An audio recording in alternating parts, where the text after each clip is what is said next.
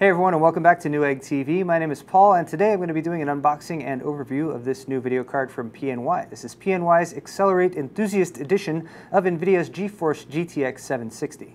We'll start off with a quick look at the retail box, which is currently still shrink wrapped. Let me just unshrink wrapify it for you. Okay, so this is an Accelerate Enthusiast Edition graphics card from PNY.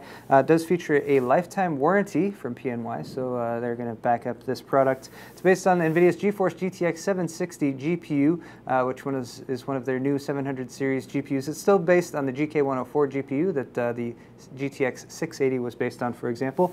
This one features 2 gigabytes or 2048 megabytes of GDDR5 memory for a frame buffer.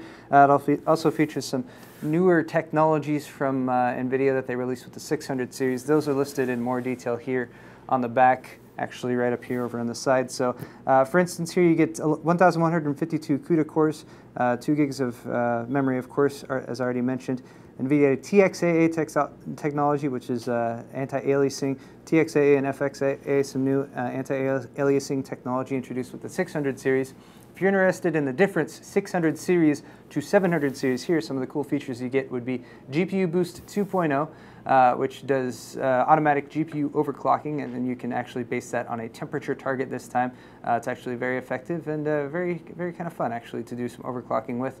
You also get NVIDIA's new fan control software, which will prevent fan ramp up and ramp down. It keeps a more stable fan speed overall. You can also see all of the other features listed right here, such as support for OpenGL and OpenCL. This is also NVIDIA Shield ready, so if you do want to stream your video games to a NVIDIA Shield unit, which should be released very soon, you can do that with this video card. You also see minimum system requirements here, such as a 500-watt power supply with a minimum 12-volt current rating of 30 amps on a 12-volt rail.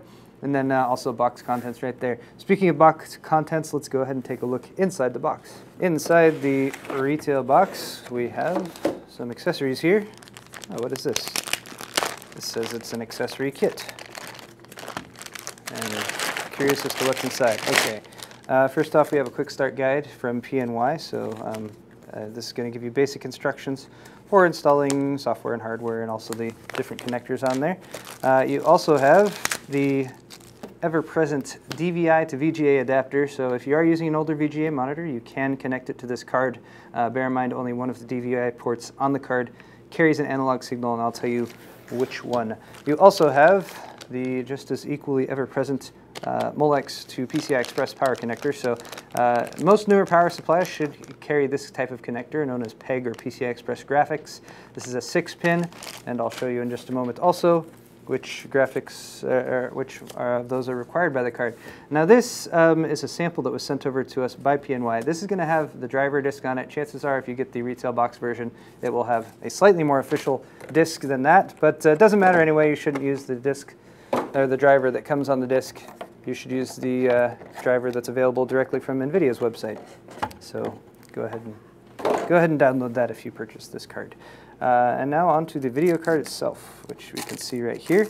This one is going to adhere very closely to NVIDIA's reference design for the GTX 760. I'm just removing some of the plasticky parts to keep it looking nice and shiny. So here we can see they have done a little bit of custom work with the look of the shroud, so that gives it a bit more of a distinct look. You have kind of a, this is like a textured pattern right there with some like popped out triangles. Looks kind of cool. There's also some extra ventilation down here, which is going to allow some extra air to escape, I suppose, after it's the blower style fan is doing its job of cooling the card. Speaking of the blower style fan that's located down here, this is primarily going to project air this way across a aluminum fin stack, which you might be able to get a look at from in here. And then it's going to eject that air primarily out the back of the case, which is a very useful way to do that. Flipping around here, we can see the bottom of the card. You will notice the PCB itself here is only about 7 inches in length, whereas the rest of the card extends to, well, let me get my ruler.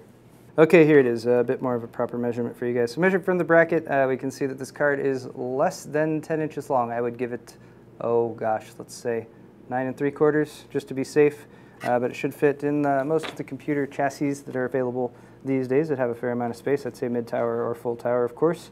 Over here you can see your primary connector, which is going to be PCI Express Gen 3.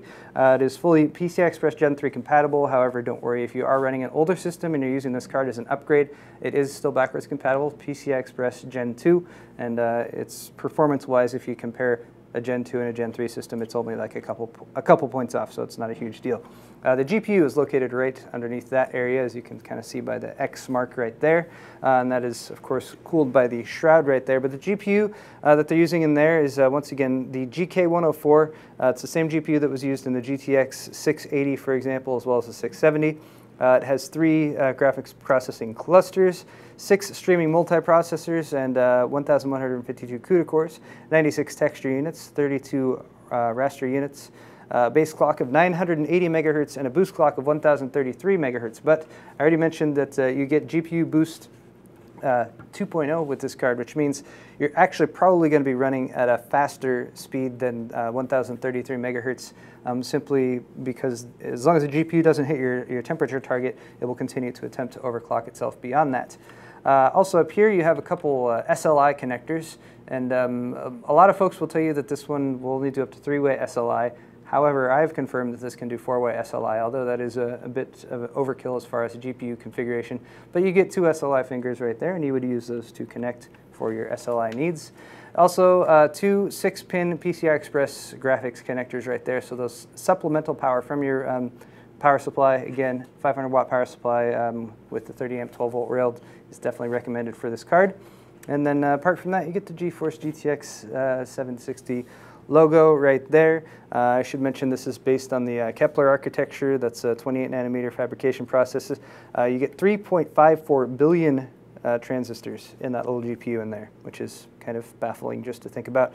Also, this is a 2-slot card design, so you are going to need 2 slots coming from your PCI Express, or from your PCI connector ports there at the back of your computer. And speaking of the back of the computer, let's finish off with that. Here we have some video outs. You can use all 4 of these at the same time, so you can push up to 4 displays from this card. If you're using NVIDIA Surround to do gaming on multiple displays, you can do up to 3 displays for 3D gaming, and then you can use the 4th display as a companion display. You get HDMI 1.4 right there, as well as DisplayPort, and all these can do resolutions up to and beyond to 2560 by 1600, I should say. And then over here you get a DVI-I, this lower one here, and that one does carry the analog signal as well. So if you are going to use that adapter, use it with this one. And then at the top you get a DVI-D, that's digital only, and those can also both do 2560 by 1600.